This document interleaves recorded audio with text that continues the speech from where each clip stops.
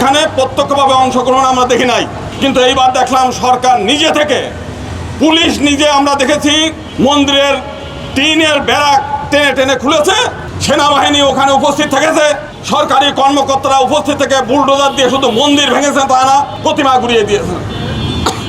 তারা বলতে চায় এটা অবৈধ স্থাপনা। পাশে মসজিদ রয়েছে, মাদ্রাসা রয়েছে, বিএনপি অফিস রয়েছে, আরও শত শত অবৈধ স্থাপনা এই রেলওয়ের জায়গায় আছে। তাহলে সেই সমস্ত অবৈধ স্থাপনা না সরিয়ে আজকে শুধুমাত্র হিন্দু মন্দির ধ্বংস কেন? তার মানে হচ্ছে এই সরকারের একবার রন্ধ্রে রন্ধ্রে এবং সরকারের উপর মহলে সর্বত্র হচ্ছে মৌলবাদীর আখড়া এবং বিষ বাষ্প হয়ে পড়ে আছে এখানে।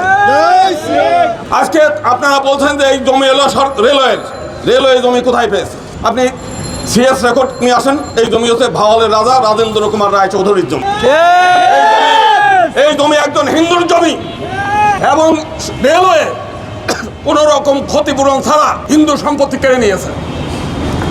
এই হিন্দু সম্পত্তিতে হিন্দুরা মন্দির করবে, এটাই স্বাভাবিক, এটা কোনো অবৈধ না।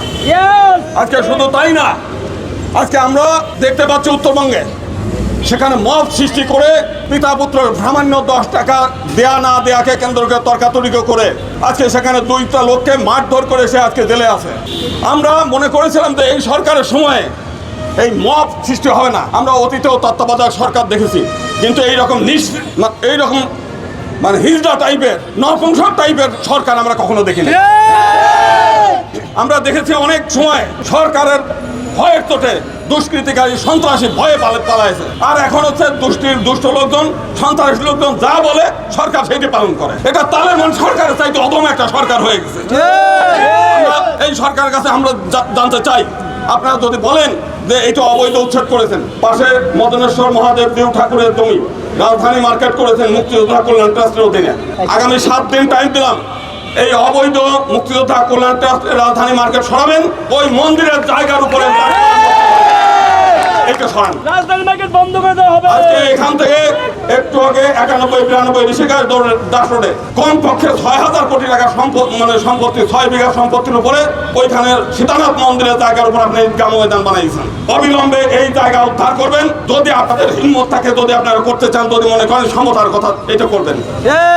আপনারা 38 নম্বর টিপু সুলতান রোডে হিন্দু মন্দির, আপনারা সেখানে বিভিন্ন লোকের কাছে লিজ দিয়ে সেই মন্দিরটা মানুষের কাছে ভাড়া দিয়েছেন। সরকার একের পর এক হিন্দু সম্পত্তি দখল করেছে। বিভিন্ন জায়গায় ঢাকা শহরে অন্তত 100-র উপরে মন্দির এই সরকারের দখলে আছে, এবং হিন্দুদের জায়গা 26 লাখ একর সম্পত্তি সরকার হিন্দুদের তা দখল করে আছে। আপনারা আমাদের কাছে এই দেখান।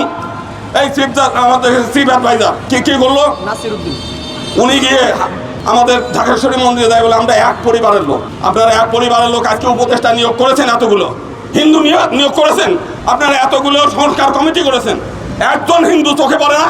আমরা এখানে আলী রিয়াজ একজন আছে শক্তি ঐক্য কমিশনের চেয়ারম্যান, আমরা বারবার অনুরোধ করেছি যে সংবিধান আপনারা করতেছেন এই সংবিধান তো আমাদের উপরে প্রযোজ্য, আমরা আমাদের মতামত দিতে চাই, একটু কথা বলতে চাই।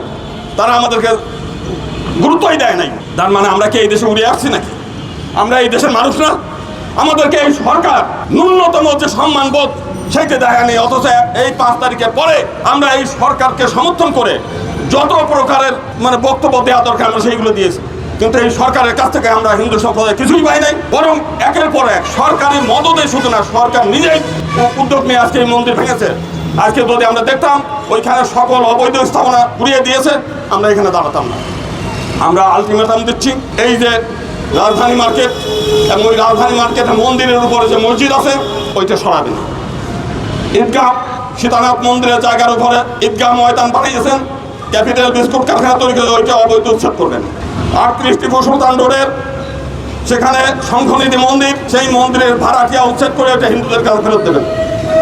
ব্যাংকিং স্ট্রিটে ইসলামিয়া সরকারি উচ্চ বিদ্যালয়, ওর ভিতরে এখনো পর্যন্ত মন্দির আছে, আপনারা গিয়ে দেখবেন মন্দিরের চূড়া রয়েছে, তার উপরে দোতলা বিল্ডিং করছে, ওই জায়গা ফেরত দেবেন।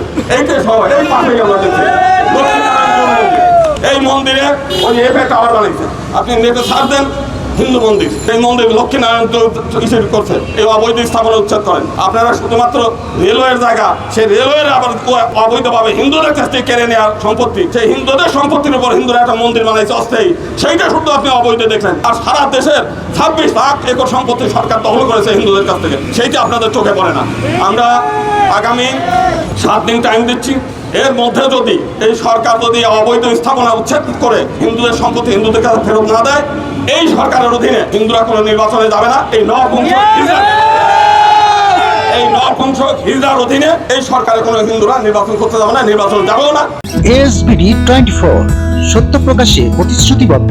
চ্যানেলটি সাবস্ক্রাইব করুন।